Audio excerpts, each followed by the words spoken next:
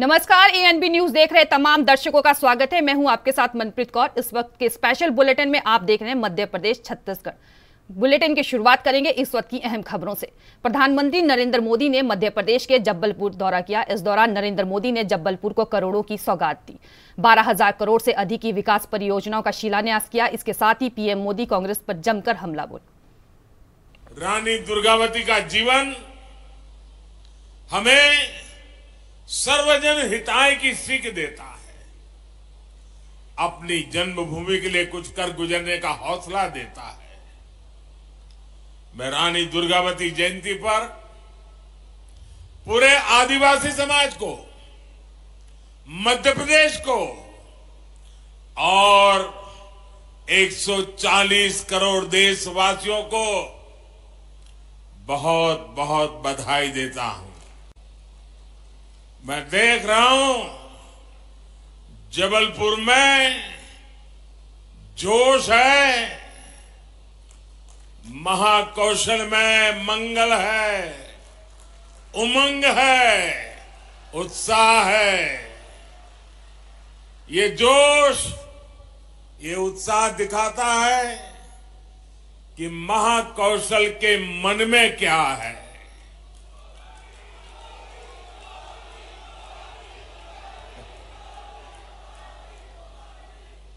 इसी उत्साह के बीच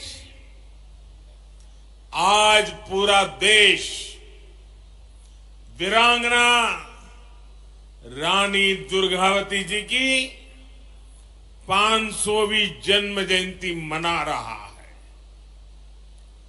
रानी दुर्गावती गौरव यात्रा के समापन अवसर पर मैं उनकी जयंती को राष्ट्रीय स्तर पर मनाने का आह्वान किया था। आज हम सभी इसी उद्देश्य से यहां एकत्र हुए हैं, एक पवित्र कार्य करने के लिए एकत्र हुए हैं, हमारे पूर्वजों का ऋण चुकाने के लिए इकट्ठे हुए हैं। बढ़ते हैं अगली खबर की तरफ। प्रधानमंत्री नरेंद्र मोदी ने मध्य प्रदेश के जबलपुर का दौरा किया। इस दौरान सीएम शिवराज सिंह सभा को संबोधित करते हुए कहा कि वीरांगना रानी दुर्गावती की 5वीं जयंती पर उनके नाम पर स्मारक का शिलान्यास किया जा रहा है और प्रधानमंत्री ने जबलपुर को 12,000 करोड़ से अधिक की विकास परियोजनाओं की सौगात दी है। आज पूरा महाकौशल गोंडवाना आनंद उत्सव और नृत्य में डूबा है। आज रानी दुर्गावती जी की 500वीं जयंती है और हम सबका सौभाग्य है इस अवसर पर रानी दुर्गावती जी के स्मारक का शिलान्यास करने हमारे बीच आए हैं।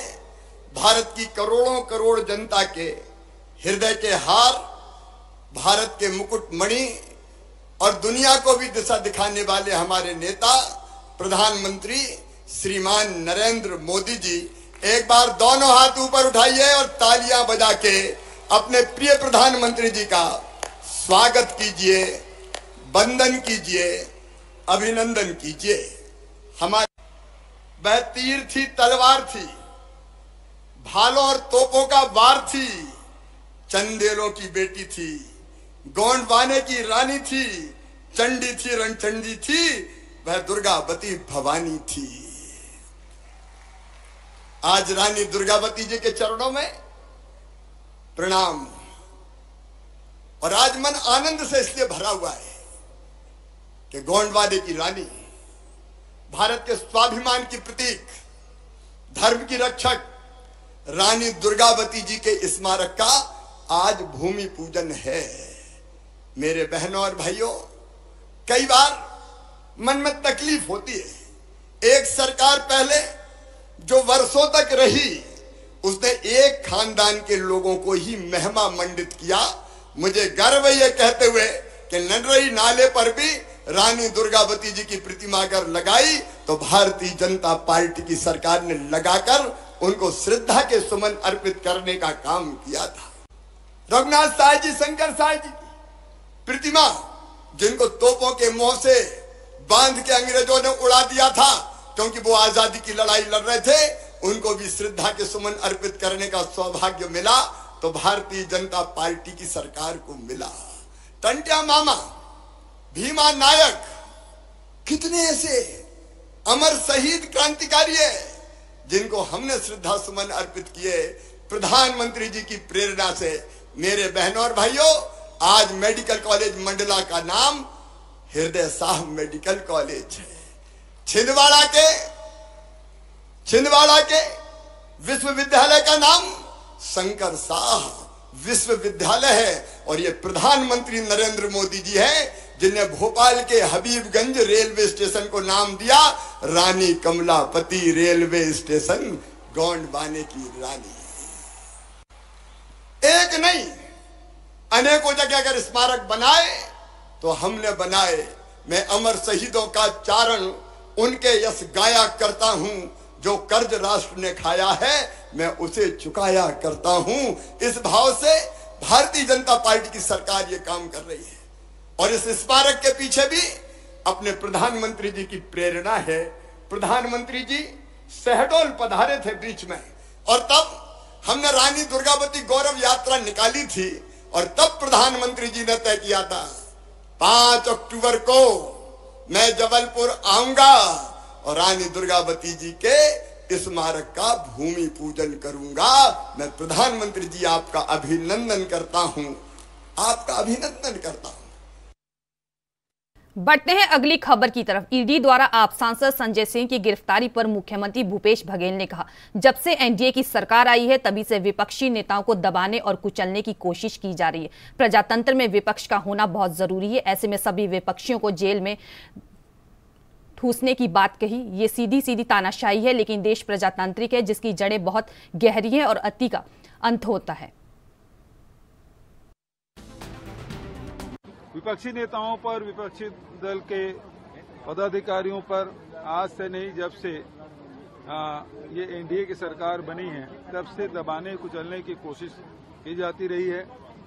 सोनिया जी, राहुल जी के बाद लगातार, चाहे वो छत्तीसगढ़ हो, महाराष्ट्र हो, चाहे तेलंगाना हो, चाहे वो पश्चिम बंगाल हो, सभी जगह इस प्रकार से दमन किया जा रहा है ताकि कोई विपक्ष के बचे ना, और इस प्रकार से काम कर रहे हैं। इसका मतलब ये है कि ये विपक्ष को, प्रजातंत्र में विपक्ष होना बहुत जरूरी है और ऐसे में सारे विपक्षियों को खत्म करने, जेल में ठूसने की बात हो रही है। तो ये तो सीधा सीधा ये देश तानाशाही की ओर ले जाने की कोशिश हो रही है। लेकिन ये देश प्रजातांत्रिक देश है, इसकी जड़ें बहुत गहरी है और मैं समझता हूं कि अति का भी। कांग्रेस महासचिव प्रियंका गांधी मध्य प्रदेश के धार पहुंची, जहां उन्होंने जन आक्रोश यात्रा को संबोधित करते हुए बीजेपी सरकार पर जमकर हमला बोला। प्रियंका गांधी ने कहा कि मध्य प्रदेश में व्यापम का घोटाला हुआ जिसमें 50 से ज्यादा लोगों की मौत हुई, लेकिन बीजेपी ने कोई जांच नहीं कराई और अगर कोई इसके खिलाफ कुछ बोलता है तो उसके घर ईडी पहुंच जाती है। झमका के दरबार में भगवान कृष्ण ने मां रुक्मिणी जी के साथ लीला रचाई थी। यहाँ मोहन खेड़ा का श्वेतांबर जैन मंदिर है, एक बहुत बड़ा तीर्थ स्थान है जहाँ देश भर से लोग आते हैं। ये महाराजा भोज की धरती है, शहीद महाराजा भक्तावर सिंह जी की धरती है, जिन्होंने हमारे पहले स्वतंत्रता संग्राम में अपने प्राणों का बलिदान दिया। यहीं पर आदिवासी समाज के और हमारे राष्ट्र नायक टंट्या मामा ने हमारी आजादी के लिए बलिदान दिया। यह संविधान निर्माता बाबा साहेब अम्बेडकर जी की कहने लगे राजा जा रहा है, तो मैंने कहा अच्छा क्यों? कहने लगे कि इस बार हमारा वोट रोजगार के लिए डलेगा।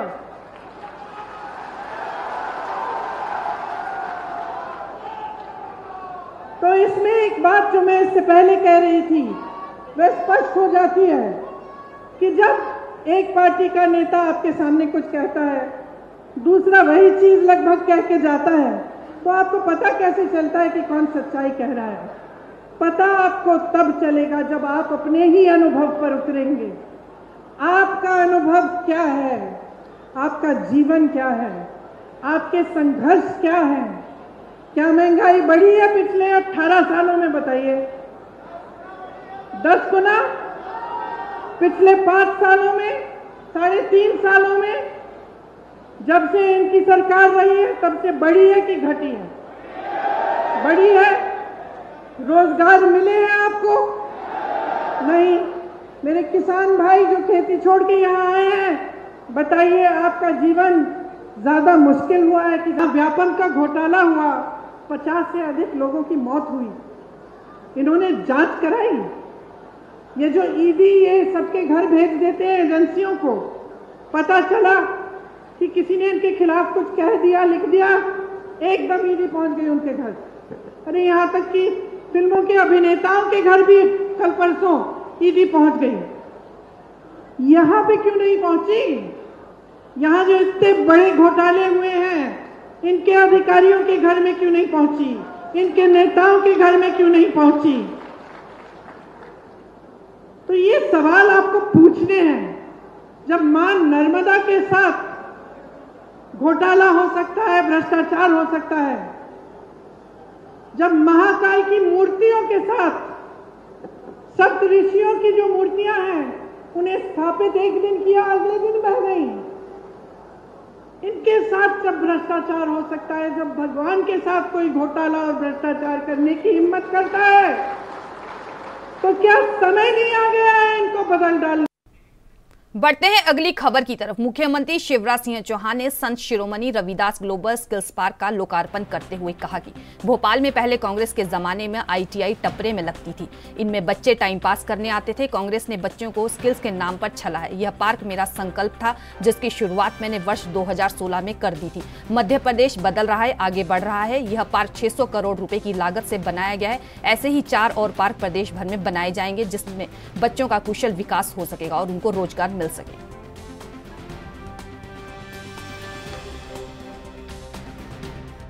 तय किया, और मेरे बेटा बेटियों तुम्हें पता नहीं है, पहले आईटीआई टपरे में लगती थी। टपरे में, कांग्रेस के जमाने में टपरे में आईटीआई 2-3 घिसे पिटे फिटर जैसे ट्रेड हुआ करते थे,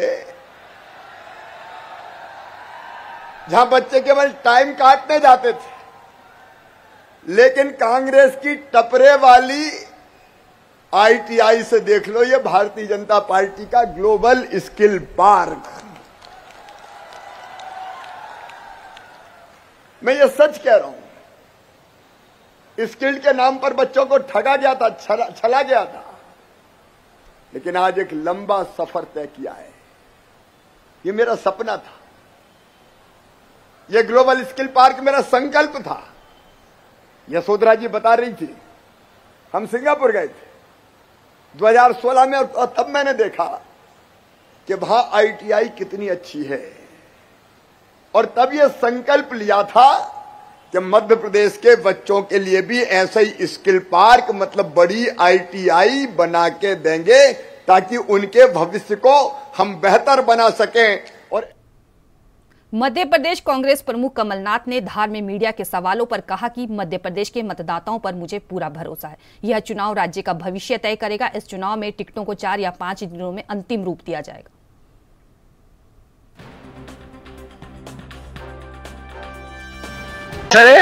मध्य प्रदेश की जनता प्रियंका जी को चाहती है। कमलनाथ जी कितना अवसर रहेगा? भैया थोड़ा और प्रियंका गांधी के छोरे से मध्य प्रदेश में कितना अवसर रहेगा चुनावी माहौल में?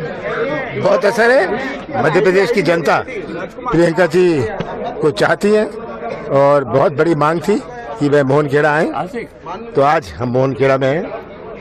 मध्य प्रदेश में महिलाओं की आदिवासी क्या स्थिति देखते हैं? हाँ, मध्य प्रदेश में महिलाओं और आदिवासी की क्या स्थिति देख रहे हैं? देखिए, मध्य प्रदेश के मतदाता पर मुझे पूरा विश्वास है। पुरुष हों महिलाएं हों, ये चुनाव मध्य प्रदेश का भविष्य तय करेगा। केवल एक उम्मीदवार और केवल पार्टी का चुनाव नहीं है, ये चुनाव मध्य प्रदेश के भविष्य का है। टिकट कब तक फाइनल होगी कमलनाथ जी? हो जाएंगे 4। बढ़ते हैं अगली खबर की तरफ। छत्तीसगढ़ के रायपुर पहुंचे केंद्रीय मंत्री अनुराग ठाकुर ने आम आदमी पार्टी के नेता संजय सिंह की ईडी द्वारा गिरफ्तारी पर कहा कि दिल्ली शराब घोटाले में एक के बाद एक लोगों की गिरफ्तारी हो रही है, चाहे वह दिल्ली के पूर्व डिप्टी सीएम मनीष सिसोदिया हो और अब सांसद संजय सिंह। वहां गंभीर आरोप है, करोड़ों का घोटाला किया गया है।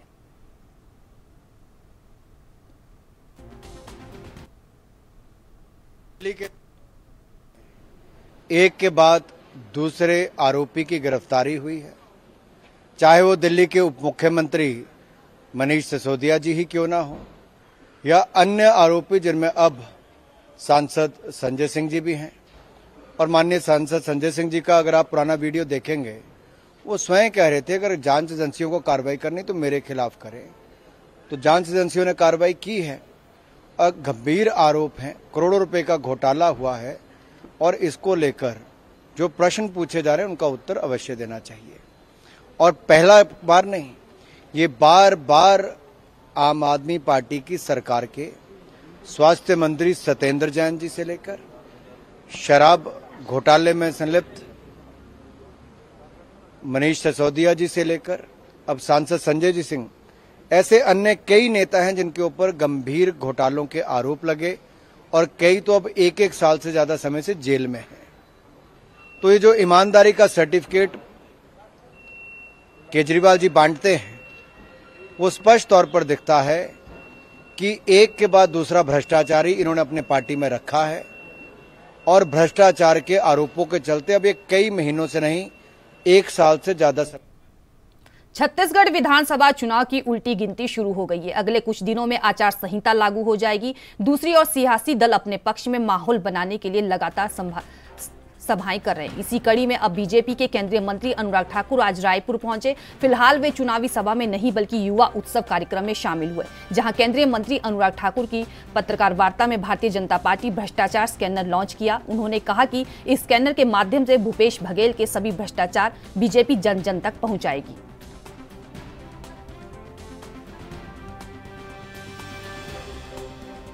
छत्तीसगढ़ महतारी के लिए, छत्तीसगढ़ की जनता के लिए आने वाला समय में आप लोगों ने पिछले 15 साल की सरकार भी देखे, हमारी 5 साल का भी सरकार आप देख रहे हैं। किसानों के लिए कर्जा माफी से लेकर समर्थन मूल्य से ज्यादा खरीदी, युवाओं को रोजगार, 2500 रुपए सीधा उनके खातों में, गोबर खरीदी का पैसा सीधा उनके खातों में। मतलब इस तरह से बहुत सारी सरकार की योजनाएं सीधा जनता के खाते में पैसा देने का काम हमारी सरकार ने किया है। हमारी सरकार 7.5 लाख रुपए छत्तीसगढ़ सरकार उनके पैसे से लोगों की, जनता की आवाज, गरीबों में आवाज देने का काम कर रही है। इस तरह मतलब हर वर्गों के लिए, हर समाज के लिए। अभी शिव डहरिया जी कह रहे थे कि आपके सत्तावी समाज के लिए, मैं पहले में आदिवासी समाज से आता हूँ, आदिवासी समाज के लिए मैं बस्तर से हूँ, आदिवासी भी हूँ। हमारे समाज के लिए सरकार ने, हम लोग तो गांव में हमारा देवगुड़ी गोटूला हमारा प्रचलित है आदिवासियों के लिए, हमारी समाज के लिए, आदिवासी समाज के लिए, हमारी संस्कृति को बचाने के लिए हमारी।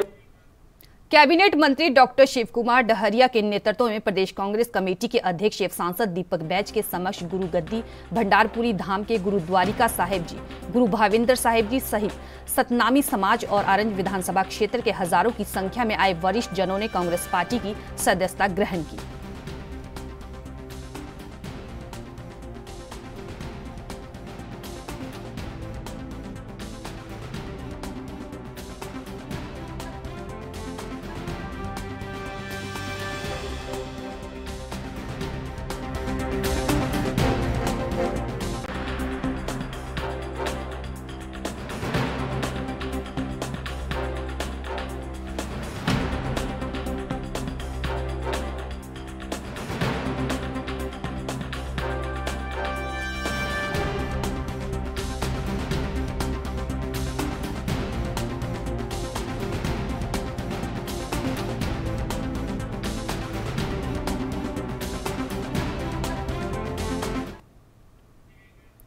फिलहाल मेरे साथ इस बुलेटिन में इतना ही। तमाम बड़ी खबरों के लिए देखते रहिए ANB न्यूज। नमस्कार।